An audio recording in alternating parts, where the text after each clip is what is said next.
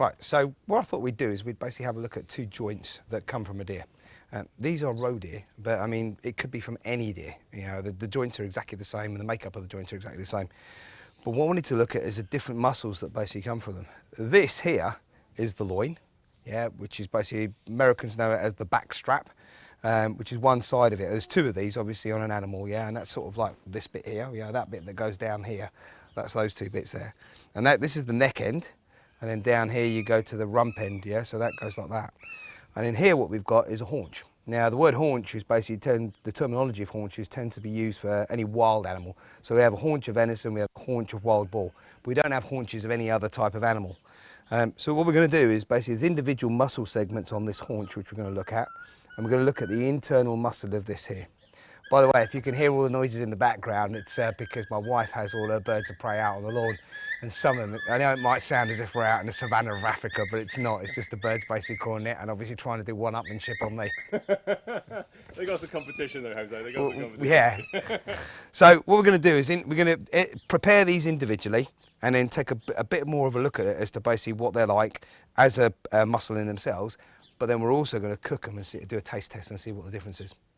So you anticipate that our crash test dummy, which is Mr. Childerley, should hopefully taste the difference. He'll taste the difference. Personally, I would say that the haunch is a better flavour. The muscle texture on the haunch is nicer. The actual part of the haunch itself basically works a little bit more than the loin, and because it works a little bit more, the texture and the flavour of the meat is better. Loin is very easy to eat, it's very soft, it doesn't have the flavour that basically the other parts. And when we talk about flavour here, we're talking about good quality venison. Venison that basically has been stalked. Yeah, we're not talking about anything that basically comes from like a Monterey or driven or anything like that, which that's completely another plane, because all that sort of stuff, right, is very, very strong in flavour. This is all great quality, good venison. Okay, so let's start with the loin, right? So here we've got loin just taken straight off. So basically if we would go that way, this would be the left-hand side. Looking at the head there, this is the back. There would be another one exactly the same on the other side, yeah, of that basically saddle. Now this is a loin from the long saddle. So it contains here, where the shoulders come off, the middle neck. This bit here, which would be on the best end, so that's where the long rib bones are. And then this bit here would be where the very, very short little bones are, which would be the true saddle. So it's one long piece like that. I like to take them off like this and take it off the bone, especially for anybody at home that's stalking. This is an easiest way to do it. For chefs, nowadays, there's more of a thing going towards basically taking meat off the bone. Meat on the bone has great flavour, and meat on the bone doesn't shrink, you know, when you cook it. So it is really nice to cook like that. But if we take it off the bone, it just makes it easier to use. And also, most people have come away from basically cooking on the bone. Also, it cooks quicker. So first thing we do is turn it over, and we can see that the muscle here sits on the top here. And we can just use our fingers to prise that muscle away. Just prise it away like that. As we get to the top here, the muscle is attached. So we're going to just cut into it at the top here, just to loosen it off. And again, just push it to one side.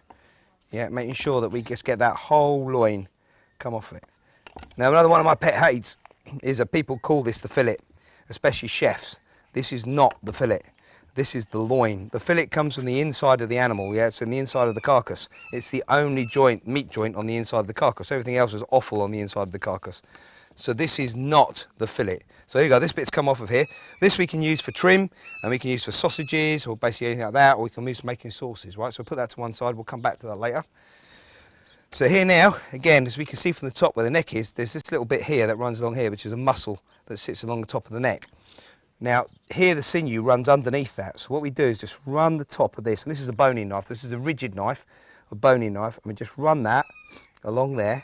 And if we look, you can see that we're just getting underneath and we're pulling away that piece of meat and exposing the little bit of sinew there. As you can see that exposes it there, and we can pull that apart. So that goes on there like that, and off that comes. That bit comes off again, that will go for our mince and trim. So now we've got a tapered bit here, and we've got a thicker piece here. This is the rump end, the end basically where the haunch would be attached. Turn it over, we look at the thickest part of the meat, which is up here, and now we're going to switch knives to this, which is a completely bendy filleting knife. Yeah. Now we're going to take the knife and we're going to go down like this, down to where the thickest part is, and then get under it and this will be exactly the same as skinning a fish. So just running a knife very carefully over the top of that sinew, and I won't go through the sinew won't allow me to, just go smooth the knife straight through. Now if I do that, and I go like this, you can see how that comes off. Yeah, so all of that basically sinew has all come off in one go. And that sinew, we don't waste it, we can keep that sinew. In actual fact, if you're making sauces and you want a reduction sauce where you basically use it as thickening, this is great because this has got lots of sinew and it's also got gelatin in it, and that gelatin basically is going to give you a body to your sauce. So we keep that. Now we're just going to tidy up on the other side. Any little bits of basically that we've got on here that are little bits of white, we take those off, because we're not going to have time for any sinew to break down. Sinew's not a bad thing. Sinew's a good thing, especially in second-class cuts, anything that's a tough cut, because by giving it time, yeah, to cook, we can break down those cuts, and it actually adds moisture to the dish. But this is all a fast cooking piece of meat, so any sinews on it, all it's going to do is basically not cook properly. There we go. That's our few little bits there, so we're just going to get rid of these. Again, I'm just using that filleting knife because it's got such a sharp blade on there. Around there like that. Take those off. A little bit here, just use the tip of the knife, just take it out. Off it comes. And there we go. That's our loin. Yeah, lovely prepared loin. Look at that. Beautiful. What a fantastic piece of meat. You've made it look so even. You made it look so neat and even. It's not a difficult thing to do, basically. You know, as long as you've got the right bits of equipment, like, you know, like these filleting knife and that, basically that boning knife, it's not a difficult thing to do. Show me the difference again with the knives. So here you go, look. Useful. There and there. Right, this one's rigid, so this is the boning knife, and this one is a filleting knife. So this one's basically very, very flexible. And it's meant to be, because if you look like that, if I go like this, see how that part of the knife stays flat? Yeah, and it allows me to get underneath anything. Whereas this one I can't do that with unless I lay the knife down because it's basically so rigid. So this is the one that you work around the bones, and you can work it around like that, or you can basically do it like that. You can work whatever way you like, but this one, mainly for filleting, basically cut that because it's such a sharp, long, bendy blade. You know, that's the differences. So that's the loin, right? Now let's have a look at the haunch. Right, so we've got the haunch now, back leg. Long back leg here, you can see where we basically cut the bottom of the foot off. Turn it over, we've got a bone here. This bone is half of the pelvic bone, so there would be another one exactly the same on the other side. So this would be that side of the deer leg. So this side of the deer leg, yeah, on the left-hand side, and there would be one on the right-hand side as well. This bone here we call the H bone. Well, it's half of the pelvic bone, so we call it the H bone. What we're going to do is take this out, tidy up the top bone, and what we're going to make out of it is firstly a haunch of venison that we would roast, to show you that, and then we're going to segment all the pieces off the actual dish, off the haunch here, to show you all the segmented bits. So here with the haunch, if we feel with our finger, we can feel that the bone goes up there, round to here, and then round there. And there's a joint here, right in the middle there. You can see where it moves. So let me show you here. If you have this as a cup, and then this is a ball, and then you fit that cup into the ball with a little bit like that, a tendon that runs through the middle of it, that's what we've got in that joint. So this is what we've got, that there, like that, running around like that. So this is the ball, and this is a socket. So it runs around like that. And what we need to do is open the socket, cut through the tendon, and release the ball. So that's what we're going to do now when we cut these. So right, start at the top, work your way around to find the edge of the bone, down, along, and then cut right along. And you can see just here, you see that ball, see the top of the ball there. Right, now we're going to release the meat the other side by going just along the edge of the bone there. And then now I'm going to release the edge of the joint. And here, you can see that little tendon, just there where my knife is now. I'm going to get closer to that 1 second. Yeah. Put the knife next to it again. Right, so there, you can just see the tendon, just there. Let's put that there, just that little bit there. Now I'm going to put the knife in, cut through that tendon. See the way it's cut through it? Yeah. And then we're going to go round the other side, like this, opening it out, and then following the bone along as we go. And we're just releasing that bone. Just keep your knife, the tip of the knife, following the bone. You see, when this rigid knife is really good for this. Yeah, you couldn't do this with a boning knife. So there we go, off it comes. So there we go, that, from there to there. That's how it comes off. And there's the bone. So that would be the back of the deer, and the leg would be on this side. So we use that obviously for stock. We won't throw that away. So once we've got to there, let's prepare this for basically as if we were going to use it for for a roasting joint. So we're going to take the Achilles tendon off, cut right down to the Achilles tendon, cut all the way up. Then we're going to take the knife and run round the whole of the leg, all the way around, and I'm going to saw that off. So a little bone saw here. Okay, off that comes. Cut that off. Again, use that for stocks. Here we're going to expose the bone a little bit on that sort of side. So just push down with a knife, push down, push down. I'm going to take out the marrow bone. And you might say, well, why am I taking out the marrow bone? Well, the reason I'm taking the marrow bone out is because if I'm going to do this as a centerpiece on a table and I want it to look at its best, if I take the marrow bone out, when the meat cooks, meat will basically, as it cooks, it will, I'm just going to trim a little bit more off of there, meat will shrink. So as it's cooking and it shrinks, yeah, the marrow bone basically normally oozes out the end of the meat. Now, if I clean the marrow bone out, what will happen is that basically the marrow bone, there's no marrow bone to come out of the meat, and the bone will stay lovely and white. Yeah, it won't basically ooze out the end of it. So we end up with a lovely, aesthetically pleasing to look at white bone, especially if I'm putting that on a table, yeah, a carving table.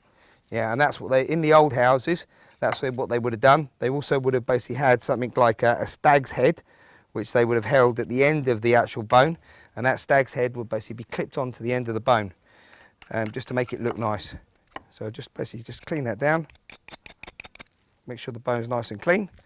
Yeah, and that there is pretty much our haunch of venison. Yeah, that's what we recognise as a haunch of venison, basically to be cooked in the oven.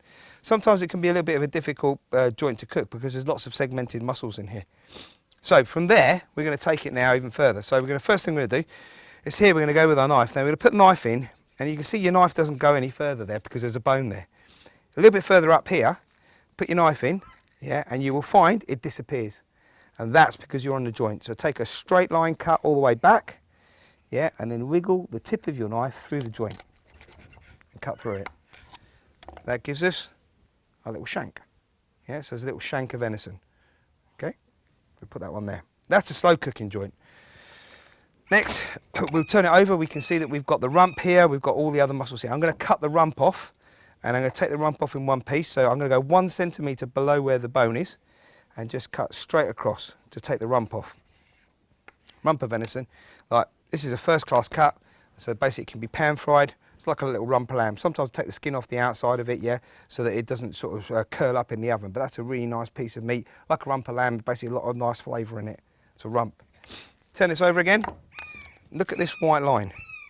See that white line there?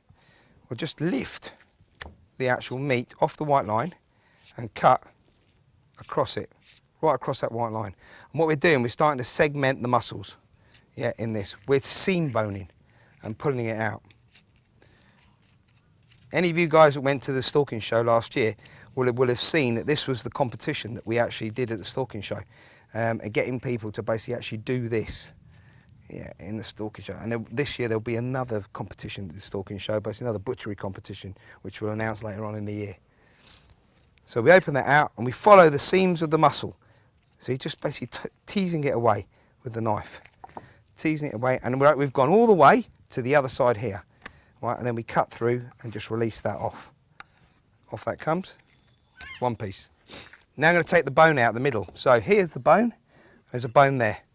So what we do is we basically take the knife, push the knife in, find the bone, the tip of the bone. So the tip, I'm touching the tip of the bone as I go down, and going round, and then round the other side. Yeah, round this side, round that side, round that side, and then basically come underneath here and cutting all the way back and running across there. All right, now that's come off, and here you can see that that's got basically a knee joint. Yeah, and that knee joint basically needs to come off. All this meat we can come off, and it will be used for basically for trimmers again. In here we're going to divide this into two because we go all the way through to the other end, cut through, right, and that gives us 3 pieces that we've got on there. Right, now we're going to just clean these up a little bit. We're not going to go all the way through it, but I'm going to take this one here first, and I'm going to take just the outer cap off of that. Again, just following the seams of the muscle. I'm not cutting into the meat. Just following the seams of the muscle round, round, round, take that off, that's a trim. Yeah, and then here, you'll see there's a little dividing line, right, where you can just push your finger and divide the 2 pieces of meat in half. Cut through that, take that off. This is called the bullet, because it's shaped like a bullet. Yeah, and it's a muscle that basically has an artery that runs through the middle, which you need to take the artery out. So what happens is when you cut this, it leaves a bit of an odd shaped piece of meat. But this can be used for things like stir fries. Fantastic for stir fries. This here is the top side. Yeah, I'm just going to take a little bit of the sinew off the outside of the top side. Yeah, and this is a fantastic staking piece of meat.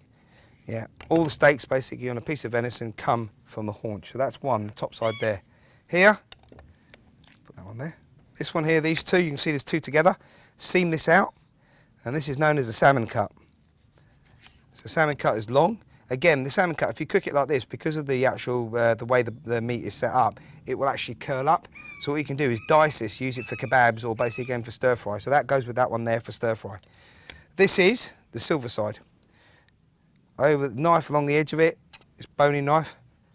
And we're just going to go along there, take that out and get underneath it. And then again, like we did with the loin, is just to get right underneath it and take out all of that sinewy bits on the outside off. The other side, take that little bit of silver skin off the outside there as well. Just run the knife along it. Take that out. Okay, and there's the silver side. Okay, last one, this one here. Take all of the skin off the outside. Just take all of that skin off the outside there, and we get to a piece called the thick flank or the round. As it comes off, we can just separate that off, and all these bits that are coming off, all great for using for, like I say, for mince, for sausages, for anything like that you want to use. But take the little bit of this off the inside, just to basically so that we can see our muscles groups in there. Just take that off, and we can see the muscle groups now. Then we can see there is one big piece of meat here, and it sits on top of another piece of meat, and we need to divide those up. So what we do is just basically use the tip of the knife and run it along where the sinew is. Run it just along the top of that sinew and just prise the meat away from the sinew. And we will remove that very carefully by just prising it away like that. That gives us this piece of meat, which again we'll take the sinew off the outside. And then we've got to take this piece of sinew off of there.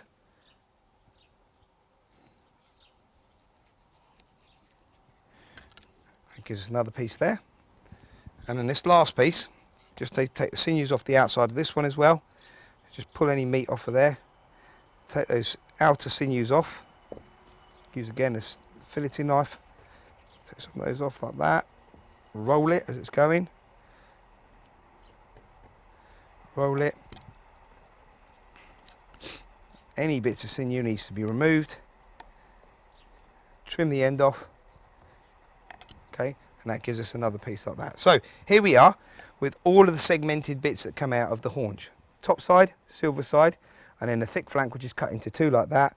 And then you've got the bullet, the salmon cut, and we've got also the rump at the back here, and the shank on it as well. These bits here are all used for basically for steaks. That's a slow cooking piece, and that's a piece that can be cooked as it is. And then these we use for stir fry or basically for kebabs. So what we're going to do is we're going to take a piece of this, either one of these two, we're going to shape them slightly, basically a bit like a bit of loin, and we're going to cook the two and see the difference between the two and see what it makes. So we'll look at difference, texture, flavour. We'll get Paul over to basically have a look and see what he thinks about it. Right, so here we've got basically the 2 pieces of venison. I'm not going to say which is which, because we're going to basically try and keep that a secret. Going to use a little bit of rapeseed oil, basically just over the top of them. Yeah, and we're just going to basically just roll them over onto each other just to basically get a little bit of that rapeseed oil on it.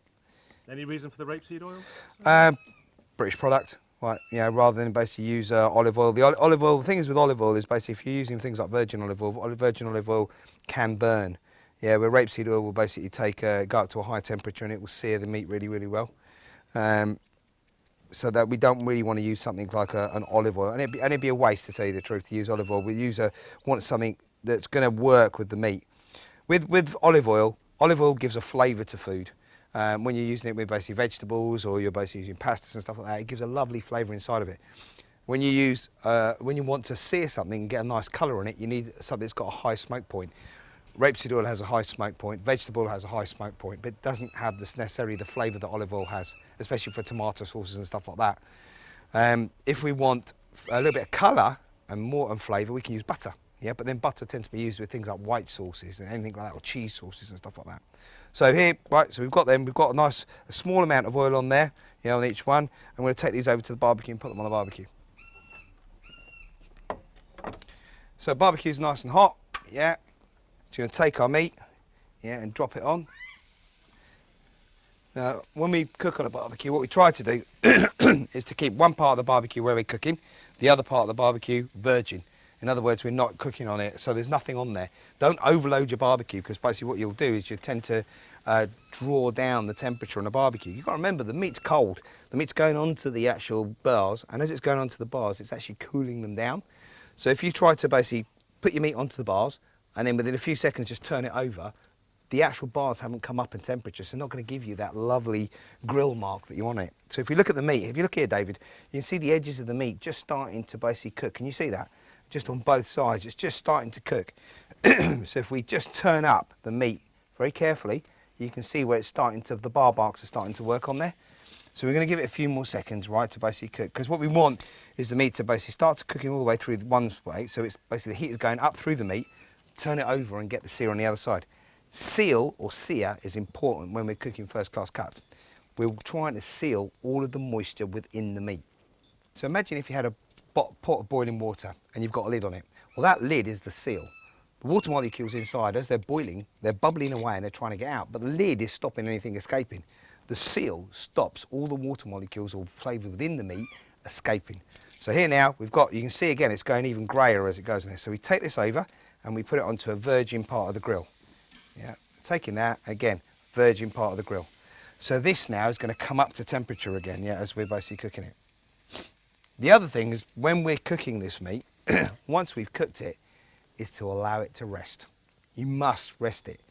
One of the main reasons for resting is that, again, going back to that pot of water, if you've got that pot of water boiling, take that lid off, the water's going to come out, isn't it? There's loads of steam coming out that water because those water molecules are agitated, they're bouncing around with each other, they're wanting to get out of there. With the meat, the same thing's happening. The water molecules are agitated, they're wanting to get out there. If you take that piece of meat, drop it onto a plate and cut it in half, boom, out they come. And there'll be loads of liquid all over the plate. If you leave it to rest, what happens is the water molecules subside, they start to the temperature starts to go down and they're not as agitated. In the same way, that if you take that pot of water, turn the heat off, leave it for a few minutes, and then take the lid off, less steam escapes. Really simple way of explaining basically what's going on within the meat, and why it needs to happen. So again, you can see basically it's starting to grain around the edges again. You can just see it starting to come up on grain. And now what we're going to do is, once we've basically got some bar marks on that side, we're going to turn it over again. So we're going to quadrillage. Quadrillage is where we've got the crisscross marks on the actual piece of meat. So as it starts to cook on there and get to nice heat, again, we're going to have a look underneath. So let's have a quick look. And you can see the bar marks basically there coming on the piece of meat. On that one as well. Nice bar marks on there. Now we're going to turn them over. So we're going to take it and we're going to go this way, right, to another part of the grill. And that way to another part of the grill. And this time we're going to close the lid. Close the lid. Open that up a little bit just to allow the heat to come out and basically for it to move around a little bit more. And that quadrillage, those bar marks going the other way, are continuing to cook the meat on that side. And what we want here is a medium rare piece of meat. Now, how do we test that medium rare piece of meat? Well, one of the easiest ways to do this is if you put your two fingers together, and I do this in a lot of dems around the country, and you feel this muscle here. This muscle is very soft, and that muscle being very soft, that's rare. If you move to the next finger, don't press your fingers together, just hold them together. Feel the muscle then, tightens a little bit, that's medium rare. If you move to the next one, that's medium to well done. If you move to that one, that's completely buggered, throw it in the bin, right? So don't even bother with that one. So the first three are the ones we need to look at. So that's rare, medium to well done. It's not an exact science, it's an approximation of cooking. And basically what we're feeling for is, as the muscles basically tighten within the meat, as to what section and how they're cooked. And that will work with most things with fish. Now, with all game, whether it be game birds, venison, anything like that, we cook them to a point just before they're cooked. And then we allow them to rest because the residual heat will continue to cook them. If you take it to the point you want it, the residual heat will overcook it.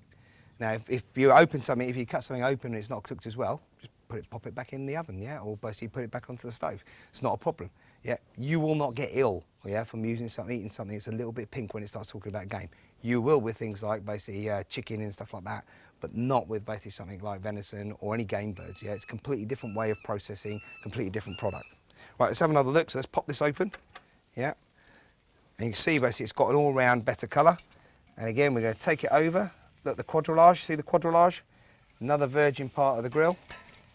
Yeah, another virgin part of the grill. And we're going to feel it. Yeah, we're feeling the texture of the meat, yeah? That's basically nice and rare in the middle there. Now, when you talk about temperatures, to make it a little bit easy, if we look at temperatures, 55 degrees is normally round about sort of rare. If you take it to about 58, 60 degrees, about medium. And then above that, you're going into sort of medium rare country. Yeah, it depends on how you like it. I particularly like mine sort of medium rare, medium rare. Yeah, and that's the way I like it. I don't know how Paul likes it, but he's going to have it the way I give it to him.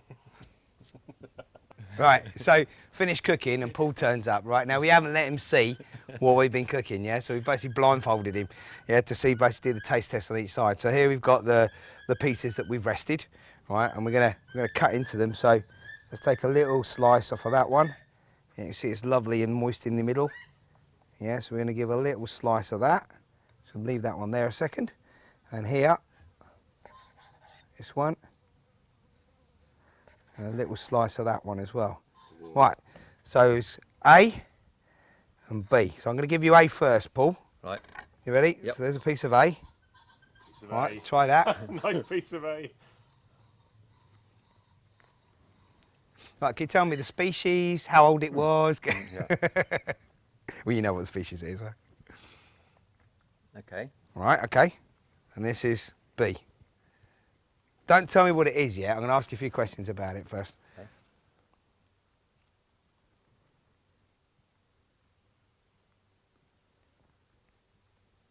Okay, very good. Okay, out of the two, which do you think has the better flavour? Personally, I like flavour of A. Yeah. I would say it's tougher than B. B, I would say, I'm guessing it was fillet and A was a haunch somewhere. Okay, take the blindfold off. It's the other way around. Really? Okay. So if we look, firstly, right, let's just cut a piece and have a look at it, right? So if we cut this is the loin. Right, now look at the meat of the loin. Yeah, and look at the setup of this is haunch, right? Yeah. Look at the actual granules of yeah. basically the way the meat's set up. And this is the loin, which is much finer. Yeah. So the loin should be more tender. It should be way more tender than basically the haunch. The haunch should be more succulent, and you can see from the amount of moisture in there. Yeah. It also a little bit more grainy. Personally, I think the texture of the haunch is nicer than the loin. Yeah. And what we try to do is basically try to get chefs to buy into loin. You know, you can make it look like a piece of, into haunch. You can make it look like a piece of loin. You know, when you actually cut it, when you cook it like that, it will look exactly the same. And when you slow cook it and slice it, it basically, I think it's got a better texture and better flavour. This is all roe. Yep. So roe, it is very difficult to tell with roe because roe is a very light flavour. If you're eating something like fallow or red, you probably would have basically you would have got it right straight away, out of the two of them. I can tell by looking at it straight away. Okay, well, you can, look. Straight away that. Again, look at the top of the meat. Yeah. You see the lines on the meat. That's why give away for me, yeah. Yeah. But it is, I mean, both of them, wherever way you go, both of them has got a great flavour. For me personally, I think more chefs should be using the rump or basically the haunch than the loin. I think they basically would open up a heck of a lot. Let's put that there. Open up a heck of a lot of market for the actual for the haunch out of it. You obviously use a lot of chinkies, don't you? Chinese water deer. So Chinese water deer for me, the loin is very, very nice. Obviously, it's very small. That's the problem about it. It's very, very small. But for me, with Chinese water deer, one of the nice things about Chinese water deer, and I've said it before, is I think it takes on flavours really well. Any sort of marinades or anything, and it's quite lammy. Yeah. A lot of fat on the outside of it, so it really is lammy. Yeah, depending on the time of year. Get it in November, So it's just pre-rut, very, it's like an inch of fat A across fat on the back, outside of it, yeah. So, but obviously much smaller than basically a roe, much smaller than. Do you reckon they're smaller than the muntjac? I would say they are. In some cases, a lot smaller than the muntjac. No, probably bigger, but not as dense. It's not as heavy. Right. It's quite weird to look at it. You think it'd be a lot heavier, but it's not. Right. Yeah. So there you go. I mean, taste testing between the two. As I would say to basically a lot of chefs out there, basically think more than the middle of the animal, because there's lots of chefs that basically just can't think of anything as opposed to loin. I mean, when you sell it, obviously more people buy loin than anything else. Do, Yeah. And what we want people to do is basically to look at the whole animal. Yeah, the whole animal basically has got its uses, and there's different things that you can do with the whole animal. But look beyond the loin is what I'd mostly say to everybody. Now with Chinese water deer, with roe deer, even with muntjac deer, the loins are perfectly round. So when you talk about a perfectly round loin, it's a loin, and all three of those animals, they're very, very tender. So what you can do is things like carpaccios. Carpaccios where you seal the outside of the meat, cover it in mustard, put loads of basically black pepper or herbs on it, and eat it raw, and it's delicious like that. Whereas basically with fallow and red and sika and all those sorts of deer, the loins are a bit big and a bit tougher to basically do that sort of stuff. So we've done it. We've done a basically great test. Obviously fantastic venison, whatever it is, whether it be loin, whether it be wings. But chefs out there, anybody that's out there, right? Look at the haunch. Yeah, the haunch I think